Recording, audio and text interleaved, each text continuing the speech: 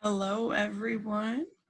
Yesterday, you guys had to do review number 1. We did some of it in class. You should have finished the rest for homework. Don't forget that you need to submit it through Canvas by taking a picture on your Chromebook and uploading the picture.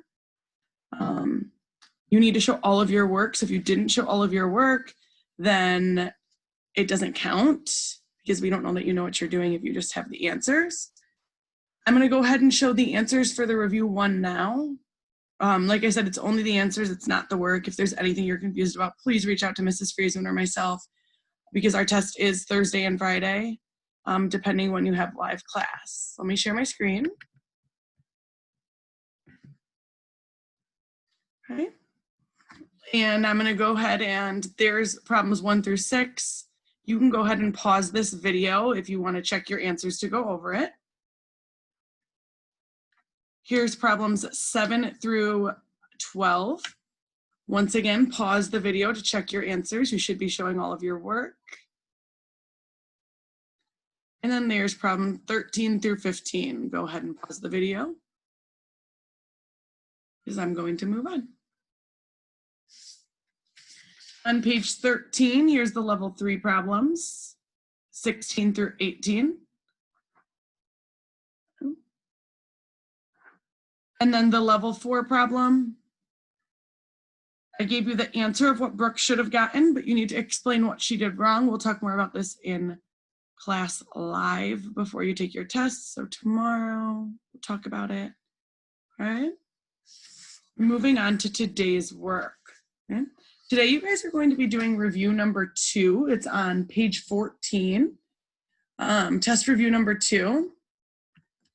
And it looks just like the test. It looks just like the test review that we did yesterday. And I'm gonna do the same thing. I'm gonna go over the first column with you guys. And then you guys will do the rest of the rows for homework and you'll have to submit pages 14 and 15 for homework. So number 1, and these are the level 1 and 2 problems. We have 1, 2, 3 X's and 1, 2 Y's. So our answer is x to the 3rd, y to the 2nd. Okay. And we're multiplying like bases in the rest of the problem, so we need to add together our exponents. Don't forget to multiply your integers. If you want to pause right now and do problems 2 and 3, go ahead and do that. But I'm going to move on to the next row, which is subtracting, because we are dividing like bases. So this whole row is going to be subtract. Because when we have like bases, we subtract the exponents. Okay. So looking at this one, we have an 8 and a 3 for our exponents. We always subtract top to bottom. So we get 8 minus 3, showing all of our work. Okay. And you should have gotten 4 to the 5th power. Go ahead and do problems 5 and 6 now. If you don't have your packet, remember it is linked on our Canvas homepage. Okay? Don't forget to divide the integers here before subtracting the exponents.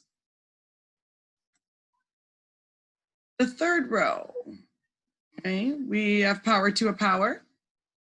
Okay, and we know that power to a power we multiply.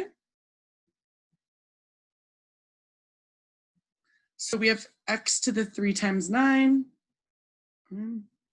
When we do that, power to a power, our final answer is x to the 27th. Okay. These are both special cases. You guys have them in the review from yesterday, or if you asked for help during class. Don't forget that the exponents go to everything in the parentheses in both 8 and 9. Okay. The row that 10 is on are 0 powers. Anything to the 0 power is 1. Anything to the 0 power is 1. So when you see a 0 power in a problem, it's going to go ahead and answer 1. You guys can finish off 11 and 12. Like I said, you can pause it if you want to complete those before moving on. And then our last row is negative exponents, okay? Our directions specifically say show your work, simplify, all exponents should be positive. Okay, so this is a no. No, no, no, we cannot have negative exponents, okay? So in order to make it positive, we've been talking about flipping it, okay, about taking the reciprocal.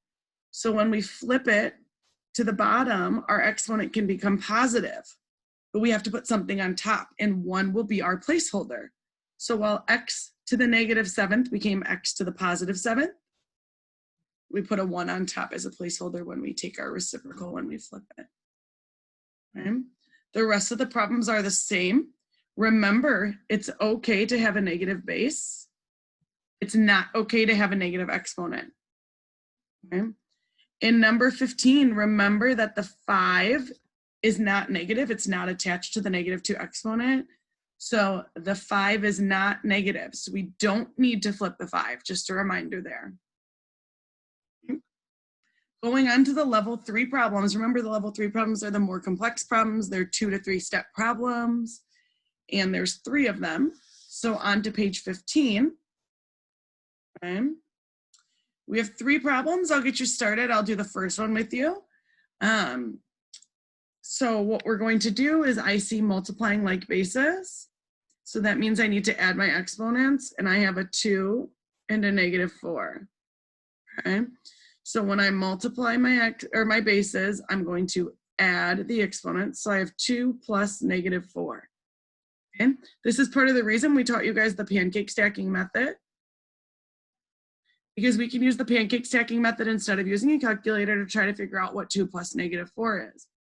I have 2 positives here, and I guess I should be circling my integers. And I have 4 negatives here. Okay. When I circle my 0 pairs, all that's left are these 2 negatives. So 2 plus -4 is a -2. Okay. We just got done doing these on problems 13, 14, and 15 that you cannot have a negative exponent. That is a big no. So we need to flip it. Okay, we're going to put 1 as a placeholder, put it down to the reciprocal, down to the bottom. And when I do that, it turns to a +2. That says 1/3 to the +2. Okay. The level 4, you guys, we got you started on yesterday. I don't want to give away too much today, so you can look at yesterday. But just a reminder, you should be multiplying your integers first.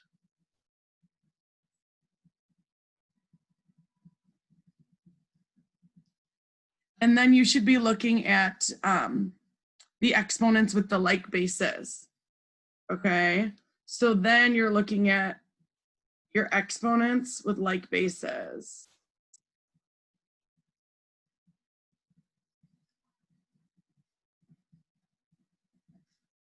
And then simplify it and see what Brooke did wrong, okay?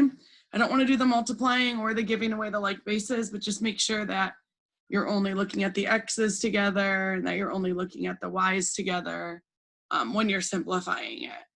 And then the big thing about getting the level 4 correct is explaining it. If you can't explain what Brooke did wrong or why her answer was wrong, then we can't give you the credit for the level 4 problem. You'll be doing one more review tomorrow on Canvas. It'll be test review number 3, and it will be through Canvas quizzes. And then you'll have your test either Thursday or Friday.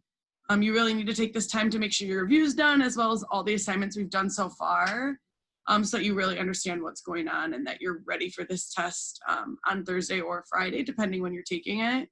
Just a reminder, periods 1, 2, and 5 will be taking it on Thursday. Periods 3, 4, 7, 8 will be taking it on Friday on the B day. So whatever class you have live on that day, that's when you'll take it. So everyone will be done taking it by Friday. As always, reach out to Mrs. Friesman or myself if you have any questions, and we will see you in class tomorrow. Bye.